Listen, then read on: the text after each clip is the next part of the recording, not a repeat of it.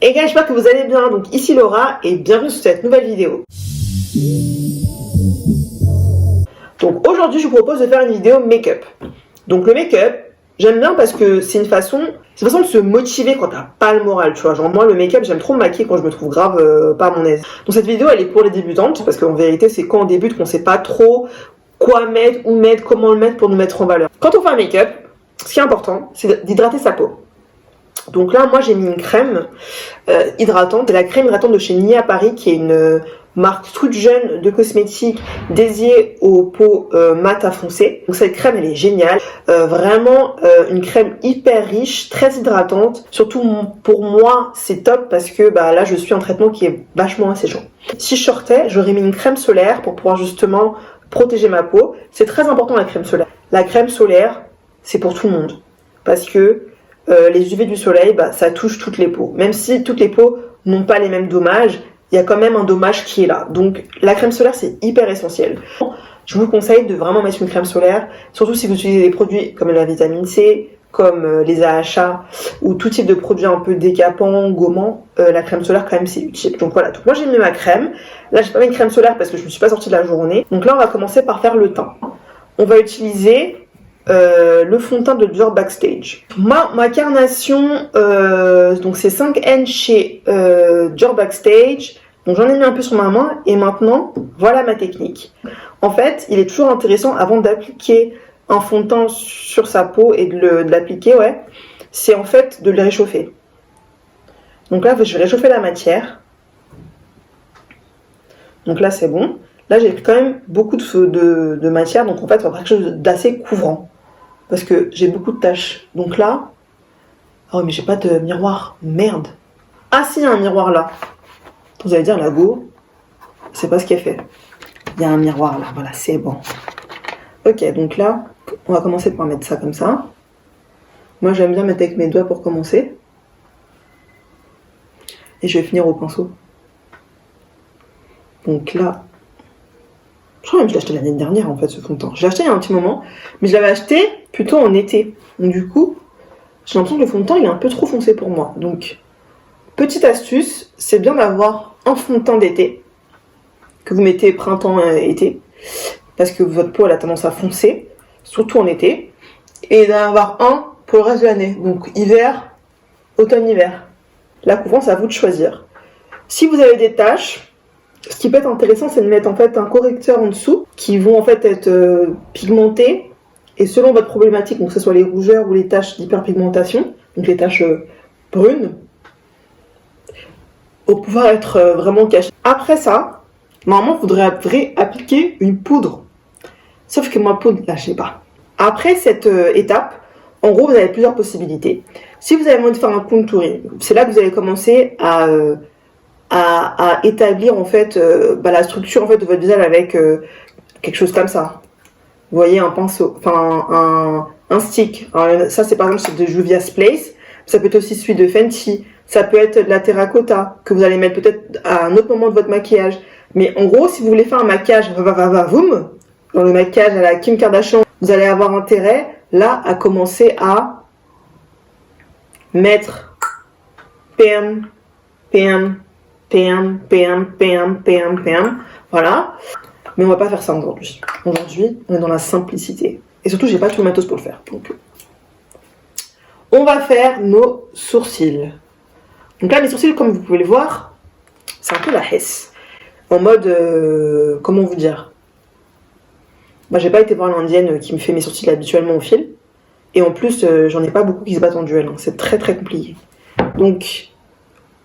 ce qu'on va faire, c'est qu'on va commencer par faire une ligne pour délimiter ce qu'on va remplir. Et là, on fait ça. Ok, on a fait le premier, regardez. Donc, dites-moi. C'est quoi votre marque préférée pour faire vos sourcils? Si vous n'êtes pas débutante et que vous êtes habitué à vous maquiller et que vous vous dites, mais wesh, pourquoi elle fait ça? Qu'est-ce que vous pourriez nous conseiller pour faire mieux et plus réaliste, on va dire, parce que là j'ai l'impression de faire un peu de la merde. Vous voyez que en dessous de mes sourcils, je vais avoir toute une partie de mon sourcil en fait qui est apparent. Donc pour cacher, ce qu'on va faire, c'est qu'on va prendre du concealer. Donc moi j'utilise celui de chez Juvia's Place, numéro 12, qui est juste trop cool. Alors je vous mettrai le nom en fait dans la description, la référence de ce produit. Mais vraiment, en concealer, il est top. Donc là, on va passer le concealer juste en dessous. Donc vous allez avoir beaucoup de personnes qui vont, quand ils font leur maquillage, pour bien faire ressortir leurs sourcils et qui sont en flic, vont en mettre aussi en haut. Moi, j'en mets juste en bas parce que c'est juste pour cacher le fait que j'ai pas fait mes sourcils. Mais en temps normal, j'aurais pas forcément fait cette technique. Mais c'est une technique qui est super pour vraiment bien délimiter les sourcils. Donc, on va prendre ça. On va passer le blender. On va faire ça comme ça. Vous voyez ce que je fais là? Ça va permettre de faire quelque chose de propre. On peut faire même descendre en bas sur les yeux pour pouvoir faire une bonne base pour faire le maquillage des yeux. C'est pas mieux que tout à l'heure? Non, c'est mieux. Donc pour le maquillage des yeux, on va partir donc avec la Desert Dusk palette de chez Huda. Et on va prendre la couleur Duo. Cette couleur-là. Et là, on va venir poser. C'est un espèce de marron profond un peu, trop beau. J'adore. Donc, je suis pas une pro des maquillages des yeux, mais j'aime bien quoi. J'aime beaucoup. Enfin, je trouve qu'un maquillage des yeux, c'est magique. C'est vraiment de la magie à l'état pur quoi.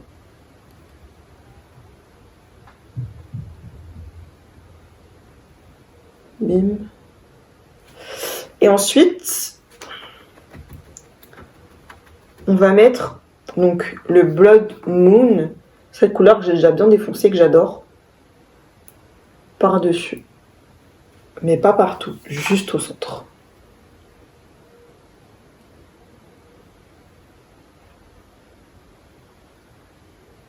Je trouve ça trop joli. J'ai pas toute la panoplie de pinceaux qu'il faut avoir. Ce que j'aime bien faire, c'est prendre le pinceau un peu rond comme ça. Je vous montre ça. Et prendre en fait la couleur du haut et passer en dessous. Comme ça. On va prendre un crayon noir. Donc le mien il est de chez NYX. Donc c'est le Eye Pencil crayon pour les yeux couleur noire. On passe. En fait on essaie de mettre le crayon dans l'œil. Comme ça.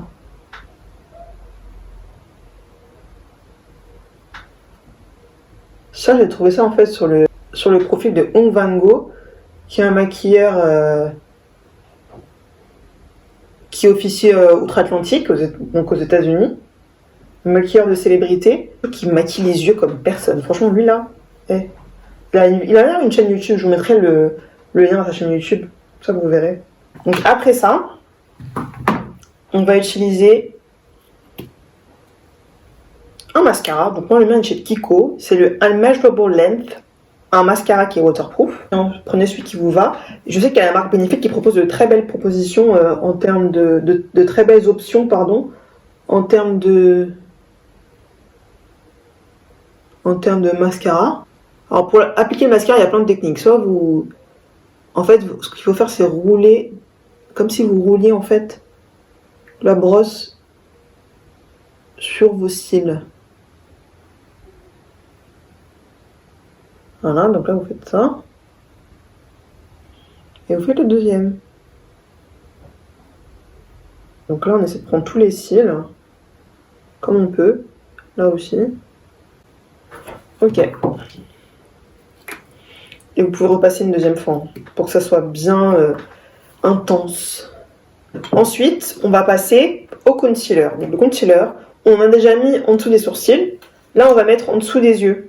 Donc là, on met en dessous des yeux. Là, j'en mets pas beaucoup parce que ce concealer de chez Juvia's Place, il est hyper couvrant en fait. Et donc là, on va estomper.